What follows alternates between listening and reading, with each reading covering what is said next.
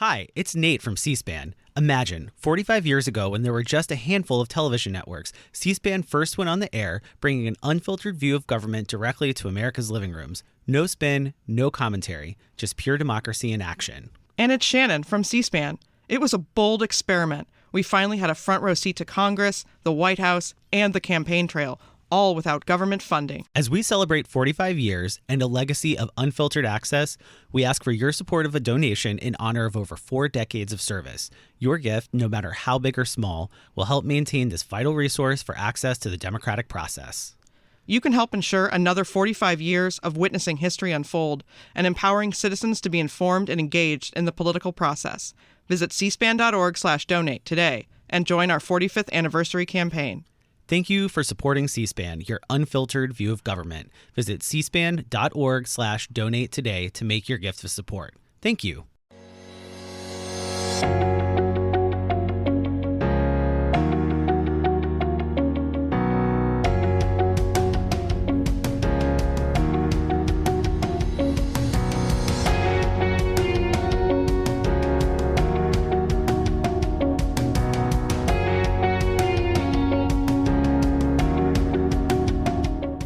Patti Davis, author of Dear Mom and Dad, a letter about family, memory, and the America we once knew.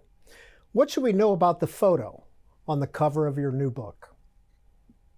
This is a photo that I actually used to have a copy of this photo when I was much younger, and I don't know, it got lost over the years. And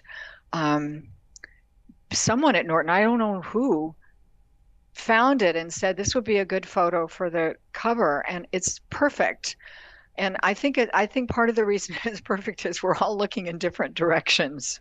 My parents sort of look like they're looking the same direction. If you really look at it, they're kind of not. And then I'm of course looking in the complete opposite direction. So I think I think it's appropriate to this book. Do you remember where that was taken? Oh, yeah. It was at the Palisades house. So I was about 5. We had just moved in there because we moved there. It was built, as I wrote about, it was built when I was 5. And then my mother got pregnant with Ron and had him a year later. I was 6 when he was born. So that's on the deck of the Palisades home with that I recognize the tree behind us. Is the Palisades home the General Electric house? This was the General Electric house that has now been torn down and a large mansion built there. Yes. It's the house I wrote about a lot in this book. Yeah, and you wrote that you walked back there and you saw that it was torn down, and what were the memories that came back? A lot, mostly memories of around the swimming pool. I mean, we spent a lot of time in the pool. There was a lifetime of memories in that house. Some good, some not so good. But there were a lifetime of. I had mixed feelings watching it be torn down. Like I said, there was a mixture of memories there. For a while, that tree that's behind us, that my father loved that tree. He used to trim it himself. He used to get up on a ladder and trim the tree himself. And for a while, the people who were tearing the house down left that tree. And I actually have some pictures on my phone of the house is gone and that tree is just remaining there. And then I walked by there one day and the tree was gone. And I think it was one of the demolition people or something. I asked about it and he said, oh, well, we had an arborist look at it and it was diseased or something like that, But for a while it was sort of startling just to see that tree there. I remember the picture I took was against a sort of stormy sky, and that was the only thing that was remaining of the house. Why was it the property? Patti Davis, why was it called the GE house? My father was the host of General Electric Theater at that time. So he was working for General Electric, and he was going out on the road sometimes, and he was supposed to be promoting their washing machines and refrigerators and all of their electrical appliances. He was, in fact, kind of honing his speech that would become A Time for Choosing. But anyway, he was he worked for General Electric. And so I don't know what the agreement was, with GE, but part of it seemed to be that they could do commercials at our house, and did quite frequently, about their appliances. And so it wasn't an all electric house. I mean, the drapes opened electrically. They had, lights that very complicated lighting things and stuff with colored lights out in the patio. And, it was a General Electric house. It was, people weren't doing everything electrically at that time. So it was GE kind of had the market on that. What's the format of your latest book?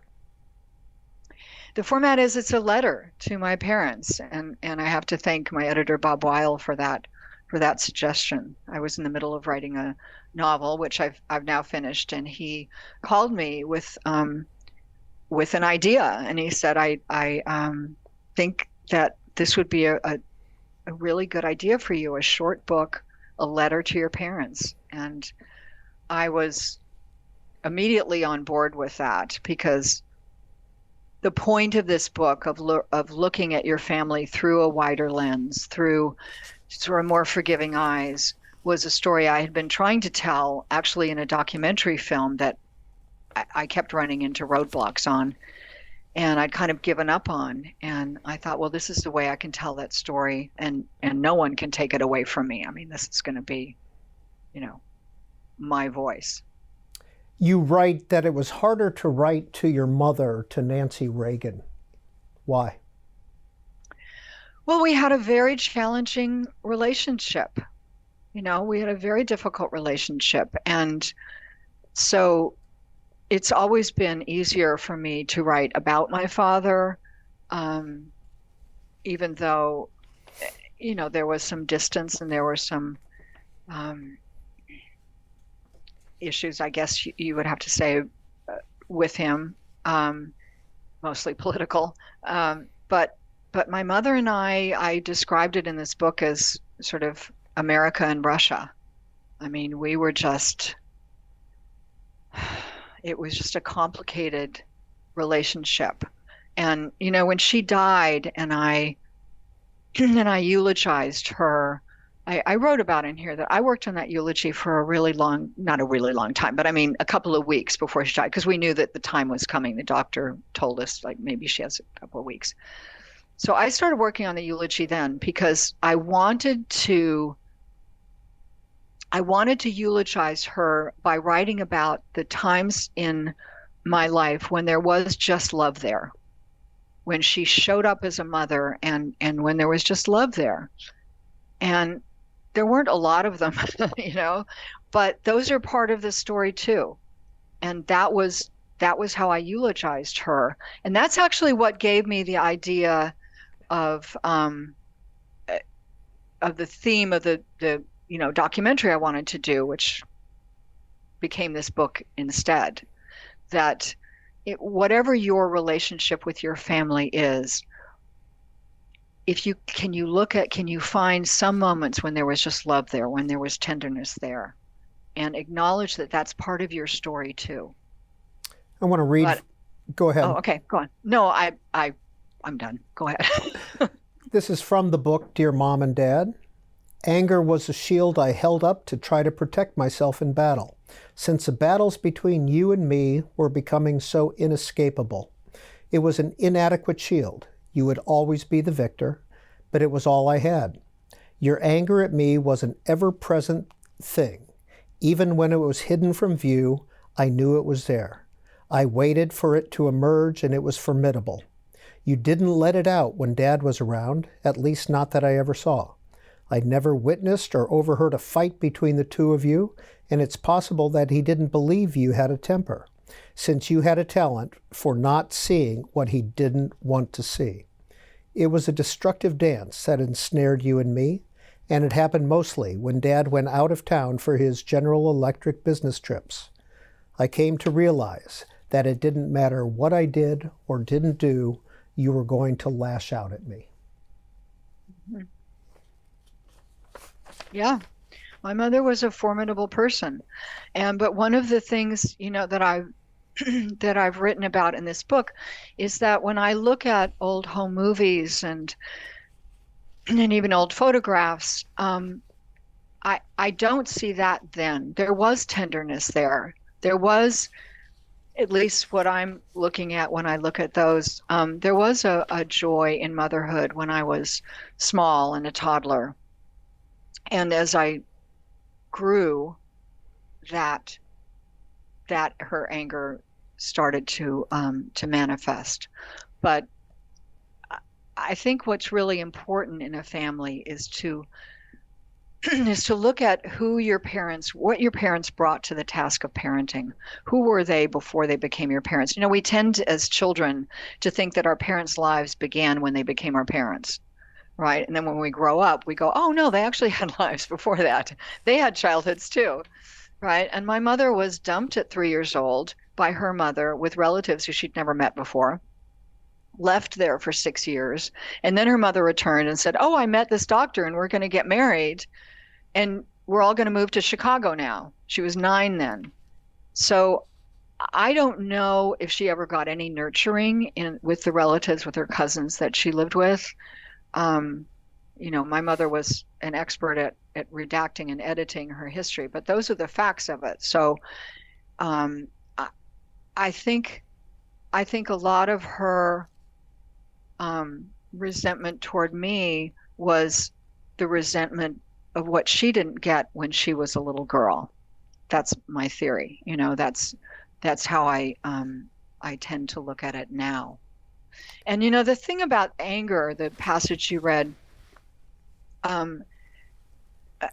it bothered me so much in my life that I held on to this anger, for a really long time. It was like my lifeline. And I needed to say to myself, you don't need that lifeline anymore. You actually can swim, you can let go of that and you'll be fine. You won't drown. But along with that, I kind of had to say, I'm going to be grateful for that anger at the same time that I don't want it anymore. And I need to let go of it. I need to be grateful for the fact that it was my lifeline for a while. As I said, my mother's a formidable person. So I think my anger was a survival tool. And it helped me let go of it by recognizing that. And, almost talking to my own anger and saying, thank you. You know what? You served your purpose. You helped me survive. And I don't need you anymore, if that makes sense. Patti Davis, you talk about the crowded purgatory of unanswered questions that our family has created. You didn't know you had a half-brother and half-sister for a long time. Is that correct? That is correct. I was 8 years old when I found out that I had a half-brother and half-sister. But here's the interesting thing. There are photographs of me in the previous house to the GE house, our house on Amalfi Drive, when I was like 2-3 years old. And Michael and Maureen were there. Obviously, I don't have a memory of that, but they were there in photographs. And I've asked Michael, I said, well, did you think then that, he's 8 years older than me. So did you think then that I knew who you were? And he said, well, I pretty much assumed, yeah, that you did. But then once we moved to the GE house, he wasn't around anymore. So I was 8 years old. And I was told that I had an older half brother, and that was explained to me by explaining that my father was married before and he had a son and a daughter from that marriage. Therefore, he's half your brother. I didn't really acknowledge the half part. I was just excited that Ron was like 2 at the time, I was 8. And I was excited that I had an older brother. I thought, oh, the house is going to be much more fun and I'll have like this, teenage boy to hang out with and play with, and he'll be so old and fun and stuff, and I was so excited. And at that same time, there was a blonde woman who used to come by sometimes and talk to my mother, and they'd sit in the den and have, what seemed like a very adult conversation, which I was never privy to. And I just knew her as Maureen. And so after I found this out that Michael was going to come live with us, she was over one day and I said to her, I have a brother. I have another brother and he's coming to live with us. And she leaned down and she said, well, don't you know who I am? I'm your sister. And I burst into tears and started crying and ran into my room and like threw myself on the bed. I was crying and crying because suddenly the world seemed out of control, you know? Suddenly I was thinking, well, how many more are there? I mean, like one was exciting, but now there's like somebody else. And I like, is every week, am I going to have another sibling? It just seemed like out of control. And what I wrote in this book this was when I was writing to my father, a passage when I was writing to my father. I said, I know, Dad, how much you like movie scenes. If this were a movie, we would cut to 37 years later when his biographer is writing Dutch, and we were having coffee, and he said, I'm going to dedicate the book to Christine Reagan. And I went, who's that? I was 8 years old again in our hallway, right? Thinking, how many more siblings do I have? Christine was the baby that Jane Wyman lost after 2 days. She died 2 days after birth, who my father never got to meet because he had contracted pneumonia, which he almost died from. So. And Edmund Morris dedicated Dutch to Christine, didn't he? Yes, he did. Yeah, that's what he said that day. Yes. Yeah. Yeah. Patti Davis, you tell the story for the first time, I believe, about your grandmother Edith, Nancy Reagan's mother. What happened? Yes. So my grandmother Edith, and I haven't ever told this story before, really to anyone, for the same reasons that people don't, shame, embarrassment, usually, and you just don't want to go there. But she had a habit of touching me inappropriately. I was one of those girls who developed kind of early, which I was, very self-conscious about. So she would grab my breasts. Sometimes she would grab me between my legs, and not when anybody else was around. So she frightened me. I tried to never be alone with her, but I wasn't always successful about that. And it went on for a while. And as I said, I never told anybody about it. And the reason that I wrote about it in this book, I didn't write about it just to be salacious or anything like that. The reason I wrote about it is that when my grandmother died, I didn't go to her funeral. And I lied. I said I was going to be out of the country. And my mother never forgave me for it, even though I apologized to her several times, I think, over the years. I didn't tell her that I'd lied. I wasn't really out of the country, but I did apologize. But, the reason I didn't go is because this is a woman who had been inappropriate with me. And I didn't feel like going and honoring her after her death. But what I think now is that I should have gone. If I were the person then that I am now, I would have gone. Because I think that's how you get over things like that. You be the bigger person. You show up, right? You remember about that person what they forgot about themselves, that they're not supposed to do things like that to a child, that they're supposed to be a responsible adult, and they're supposed to be better than that. You remember that when they clearly didn't. And as I said, that's how you get past that. So that's the reason that I wrote about that. I had a very clear reason for writing about it. When did you become Davis rather than Reagan? I became Davis a little before I think I was like, I'm very bad at ages and time. I think I was maybe like around, I think it was before I was 18. So 16, 17, something like that. I wanted to be a writer. I was writing poetry at the time. And I wanted my own name. My father was governor of California, so I was the governor's daughter. I didn't want to be the governor's daughter, but I was. And I just wanted my own identity. I just wanted somebody to look at me, to listen to me, maybe for a few minutes without knowing who my father was and without putting me in a box. And but I honestly did not want my parents to get mad at me. So I thought, well, if I use my mother's maiden name, Davis, there are 5 zillion Davises in the world. I mean, that's a pretty innocuous name. So I remember sitting in their bedroom and saying to them, I just want to have like my own identity. I want people to just look at me as a person for 5 minutes before they realize who I am, that I'm the governor's daughter. And they actually understood. I think it did help that I was, choosing a family name. But from that point on, I used Davis all the time. Are you pretty anonymous today? Can you walk down the street and not be stopped or recognized? Yeah, for the most part. I mean, sometimes people recognize me. I mean, obviously I'm doing a lot of publicity for this book. So, now somebody will probably go, "Hey, I just saw you on C-SPAN." But yeah, I live a pretty quiet life. I mean, certainly nothing like when my father was president and heavily armed men were following me. What's your relationship these days with Ron Jr. and with Michael? We're not really in each other's lives that much. I mean, we have a civil relationship, but we're not really in each other's lives.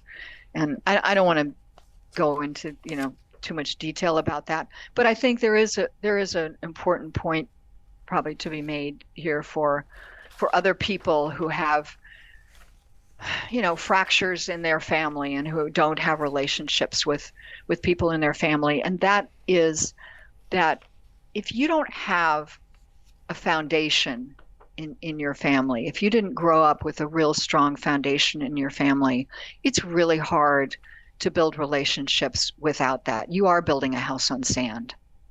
And I think you just have to recognize that, I mean, I've talked to people, I ran my Alzheimer's support group for 6 years. So I've heard a lot of family stories, and I've heard countless stories about people trying to create a family relationship when there wasn't a strong one before.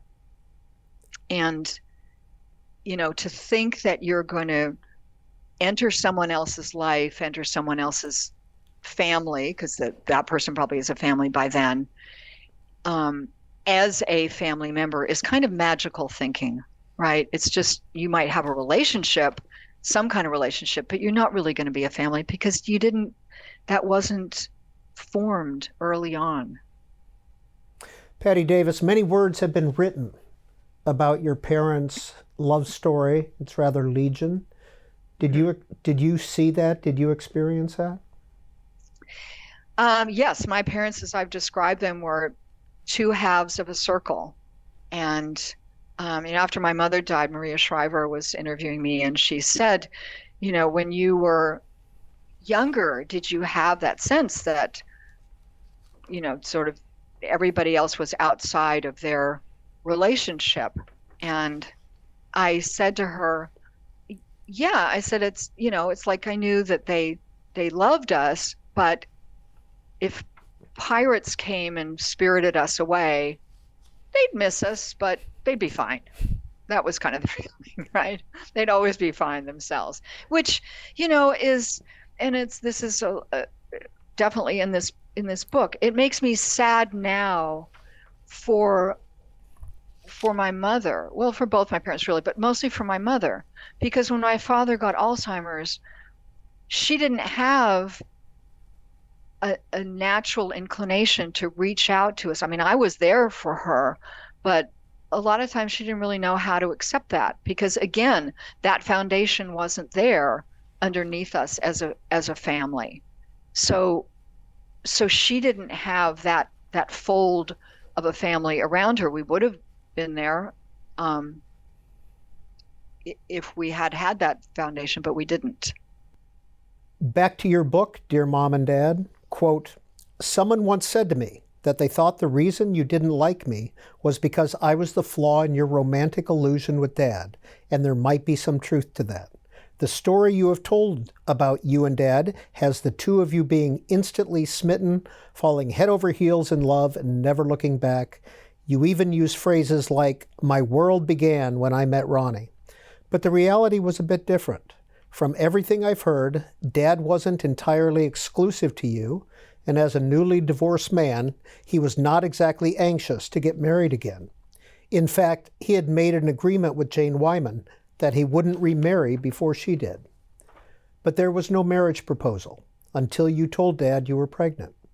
You told him over dinner at Chasen's restaurant, and according to Michael, Dad excused himself, used the restaurant phone to call Jane and tell her, mostly because he didn't think he could honor the agreement he'd made with her. I wonder if you ever knew about that call. Yeah. Well, listen, this is not breaking news that I was born 7 months after my parents got married. I mean, people have known that for a very long time.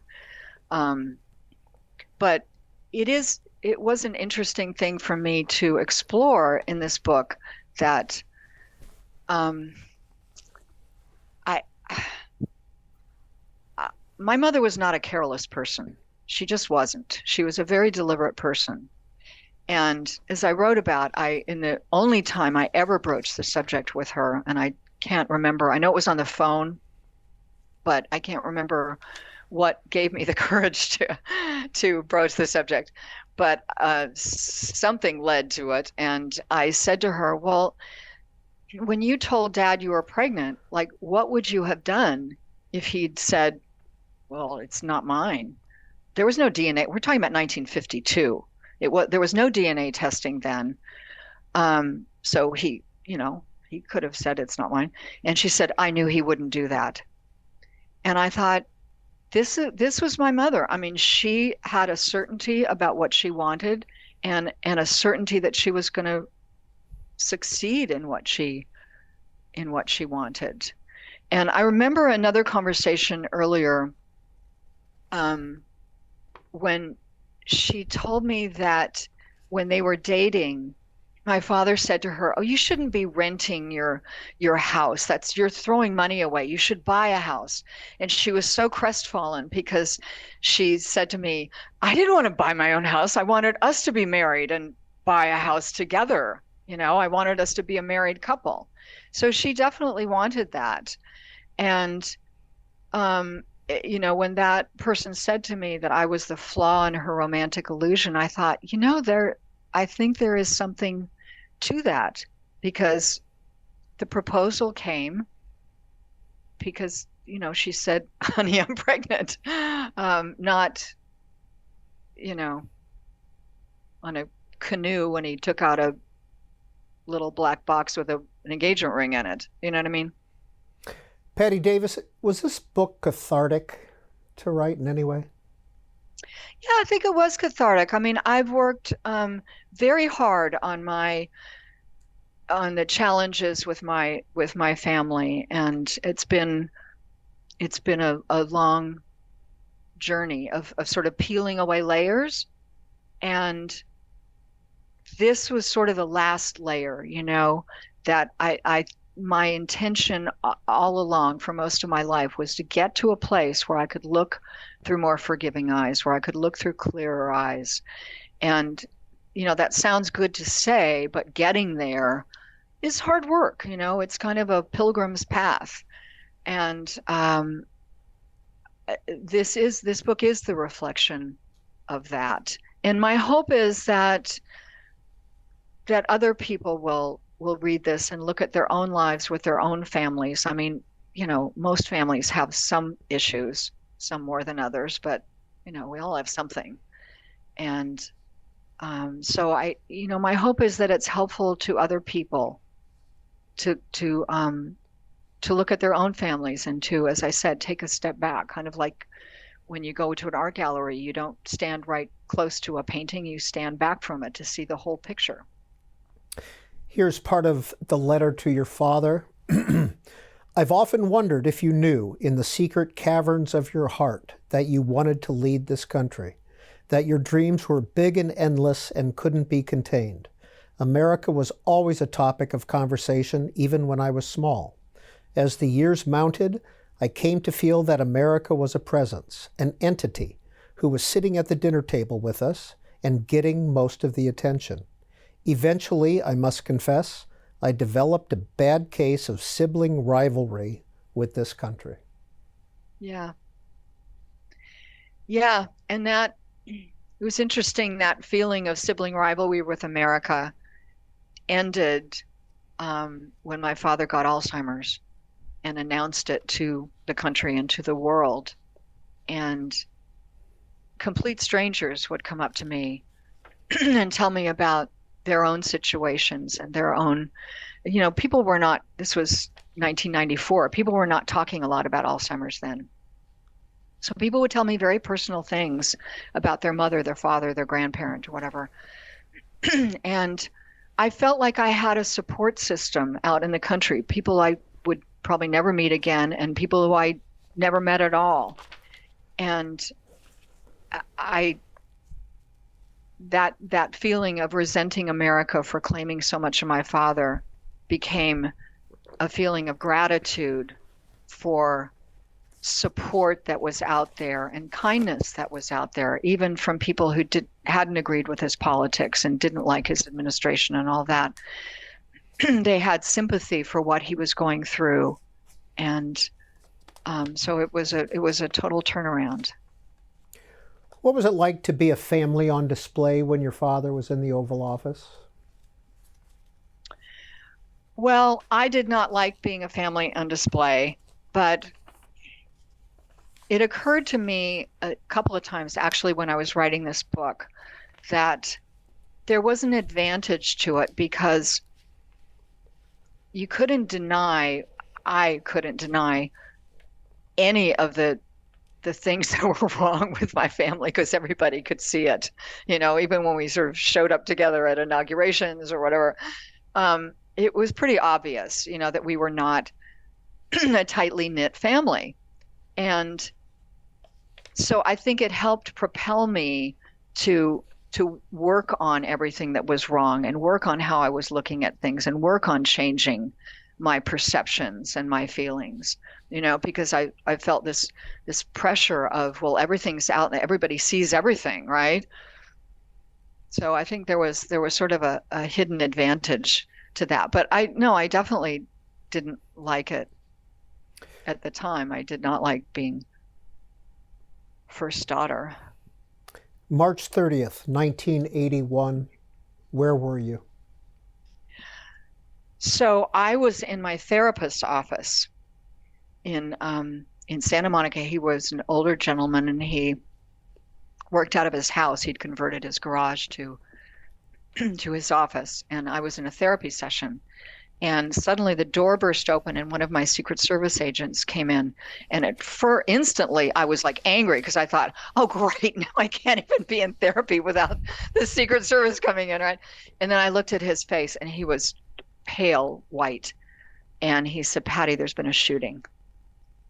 And I knew instantly that it was my father. And they wouldn't let me take my car. I had to leave my car in this man's driveway for a few days till I got back from Washington. They wouldn't let me or any of us get on a commercial flight. The Secret Service has to assume the worst. So they have to assume, well, maybe there are other people out there who are just trying to take out the whole family or something.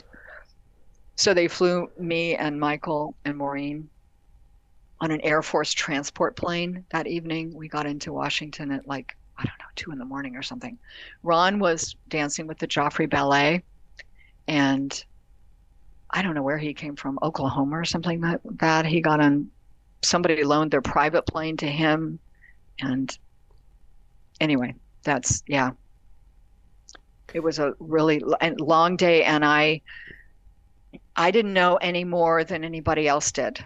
I was listening to the news, and I didn't know if my father would live. What was the reunion like with your parents at the hospital? Well, I saw my mother that morning.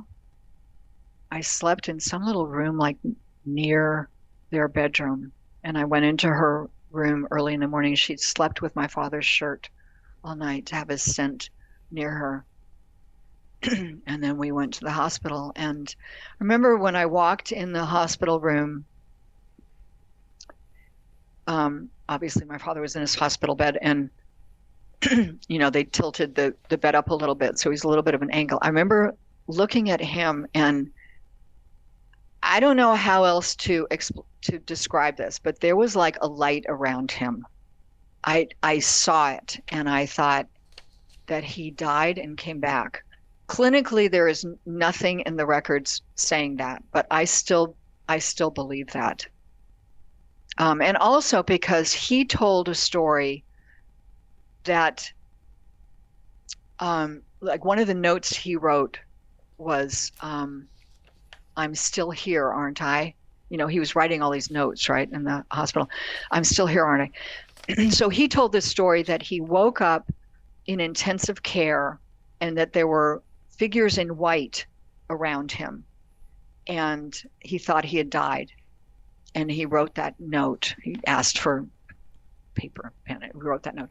And I didn't think about it for a while. And then a friend of mine many years ago, who's a doctor, said, Patty, the doctors in intensive care aren't dressed in white. They're dressed in scrubs. So whatever he saw, he didn't see them. So I don't know. We'll never know if that really happened, but that's my belief. Patti Davis, you were well known during his 8 years as president for disagreeing with him on issues, particularly nuclear disarmament. You got Helen Caldicott into the White House. Is that a previously known story? Yeah, it is a previously known story. There are details in here that were not known, but as I wrote in here, my father didn't want it to go public, which was, not at all what I wanted to hear, because I really wanted it to be out in the world that my father was meeting with an anti-nuclear activist, that he was open to talking to her. And then, as I've written about, I had plans for like other people. I wanted this to be an ongoing dialogue between him and his administration and the anti-nuclear movement. I was trying to save the world, right? I thought it was a really good idea. And so when I got that note on my pillow in Lincoln's bedroom when I got into the White House that evening saying, I don't want anybody to know about this, I thought, oh no, this is not good. But I had to tell Helen Caldicott that, and she didn't obey that.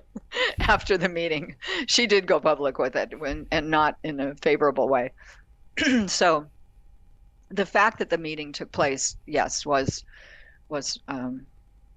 public, but this is more of an inside view of it and more details as I've written about it here. But I think, I'm not trying to brag, but I think I had a really good idea, and I think it would have been good for my father to have these open dialogues with people on that side. I wanted to bring Daniel Ellsberg, who was very involved in the anti-nuclear movement, to the White House. I mean, I had a whole roster of people I wanted to bring and have these ongoing conversations. And obviously that died on the vine after Helen Caldicott's meeting with him. Another issue you write about, quote, "You would probably be amused that after my public rebellion against your policies, I have occasionally taken on the task of trying to explain a few of your positions, not to excuse or endorse, but simply to shed light on how I feel you arrived at some of them. Like abortion, I've peeled away the layers of rigid disagreement that always weighed us down, looking for stories underneath. When you were governor of California and an abortion bill was on your desk, you wrote and spoke of your soul-searching, the hours you spent in contemplation over a woman's intimate decision to end her pregnancy.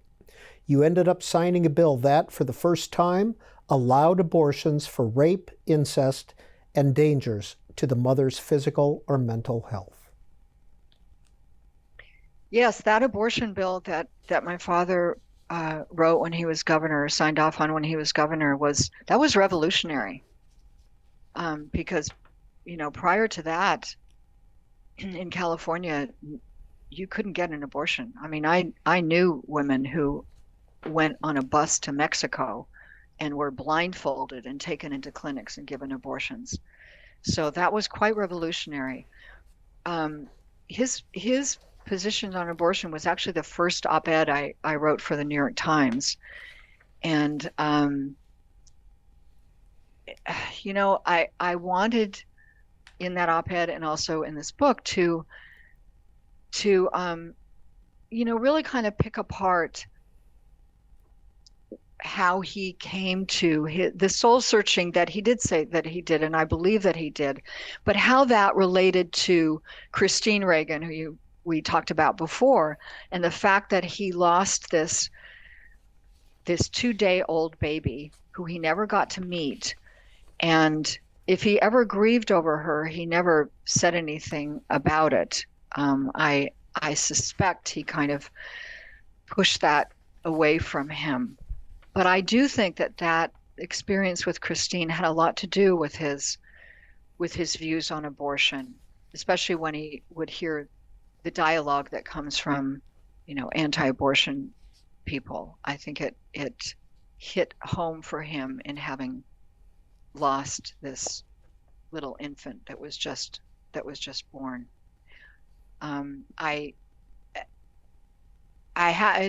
It is interesting that I have taken on the task of trying to explain some of his positions, even ones that I don't agree with, but I'm an unlikely person, I suppose, to have done that. But I think it's part of, like I said, looking at things through a wider lens and looking at it through a more willingness to consider what is going on with that other person. I think I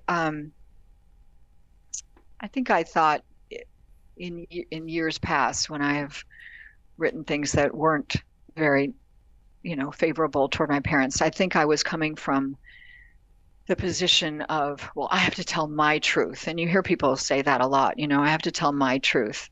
But the thing about telling your truth is it's not the whole truth. Other people have their truths too. And those are part of the story also. So I think that's certainly what I've aimed for. And I think that's what everybody should aim for. What are other people's truth? It's a bigger story than just you. We're going to look at another issue by looking at some video of your mother. And this is from 1986. And then we'll get your thoughts. Drugs steal away so much. They take and take until finally, every time a drug goes into a child, something else is forced out, like love and hope and trust and confidence. Drugs take away the dream from every child's heart and replace it with a nightmare. Not long ago in Oakland, California, I was asked by a group of children what to do if they were offered drugs. And I answered, just say no. Soon after that, those children in Oakland formed a Just Say No club. And now, there are over 10,000 such clubs all over the country. Patti Davis, what's your reaction?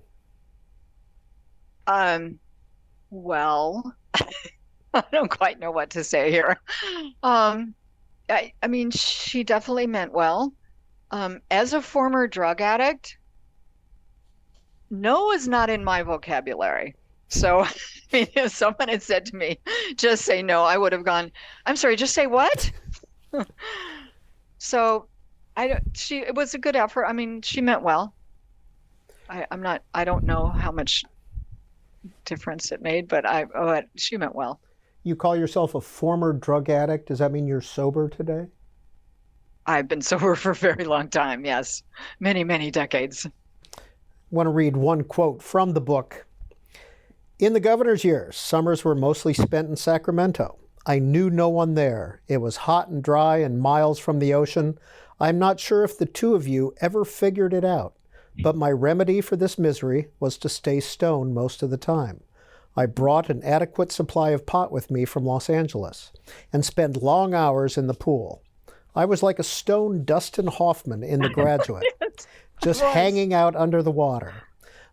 My other activity, which you did know about, was to drive up to Folsom Prison and go shopping in the gift shop there. I'm not sure exactly how this came about, but I think it had something to do with my fondness for Johnny Cash's album that he made at Folsom. Folsom Prison gift shop. Yeah. So here's the funny thing about that. I have an absolute clear memory of that gift shop. I mean, I can see walking in, there were like windows on the right, up high windows on the right. The trustees, the prisoners who were trustees, sat on the left, back behind, and to ring up the purchases. And then behind them was plexiglass with prison guards watching them, right? And there were aisles with artwork that the prisoners had done. That was what the gift shop was, all their artwork. I have such a clear memory of that. I have zero memory of how I ever found out that Folsom Prison had a gift shop. This was the 60s. It's not like I could have Googled it, right? I don't know how I ever found this out, nor do I know how I figured out how to get there, because I'm not exactly a good map reader, and I certainly wasn't a good map reader then. So I think this is a good reason to not do drugs, because you'll end up with little Bermuda triangles in your memory and things just drop into them. One other issue we want to look at before we move on, we're going to show some video of your father. This is from September of 1985. Okay. Would you support a massive government research program against AIDS like the one that President Nixon launched against cancer? I have been supporting it for more than 4 years now. It's been one of the top priorities with us, and over the last 4 years, and including what we have in the budget for '86, it will amount to over $500 million that we have provided for research on AIDS, in addition to what I'm sure other medical groups are doing. And we have $100 billion or $100 million in the budget this year. It'll be $126 million next year. So this is a top priority with us. Yes, there's no question about the seriousness of this and the need to find an answer. Patti Davis, you write extensively in Dear Mom and Dad about this issue. Yeah. I had been wanting to write about AIDS for a long time. Writing it as an op-ed just never, the situation never came up where it would have fit currently in anything. But I'd been wanting to write about it only because I wanted to bring in some other aspects of it. I mean, I can't excuse what wasn't done for so many years. I can't excuse it. And in some ways I can't explain it. But there are people who still think that my father just didn't care about gay people, or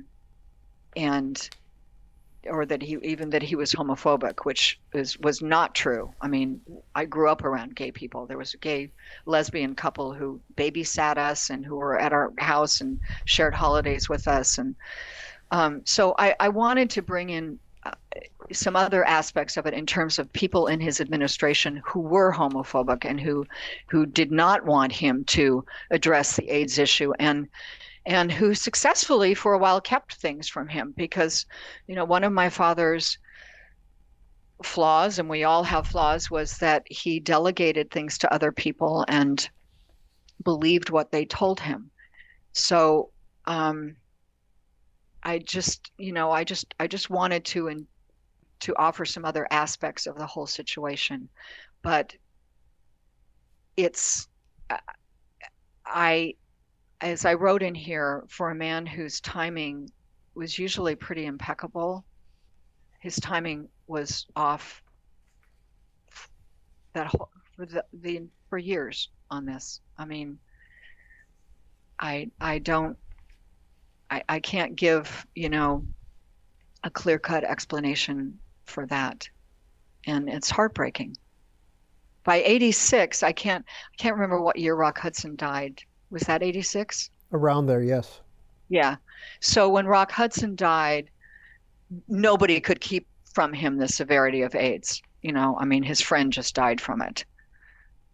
And that was the turning point when he finally, was fully informed about the seriousness of it. But, I just felt a responsibility to write about it. And as I've also written about in here, years ago, I approached the Reagan Library about tackling this subject. As far as I know, there is nothing at the library about AIDS, which is kind of like, if the Nixon Library didn't have anything about Watergate, which maybe they don't. I don't know. I've never been to the Nixon Library, but it's kind of a big thing it's kind of a big omission, And so I wrote a long letter to somebody at the library and a long email and said, look, I think if you don't talk about something, then people's misperceptions and people's harshest judgments stay intact.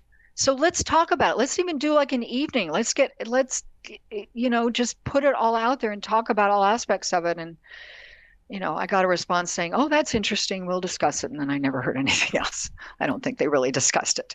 And in her latest book, her 13th, Patti Davis writes, quote, "It's somewhat startling when we realize that our parents had lives before they became our parents, often complicated lives, with pain and loneliness and unresolved trauma.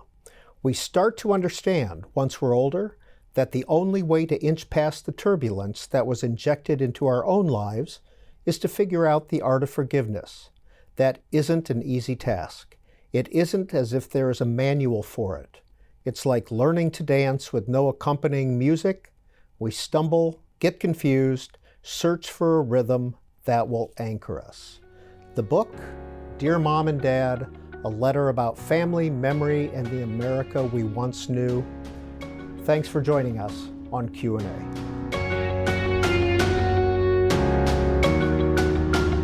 All Q&A programs are available on our website or as a podcast on our C-SPAN Now app.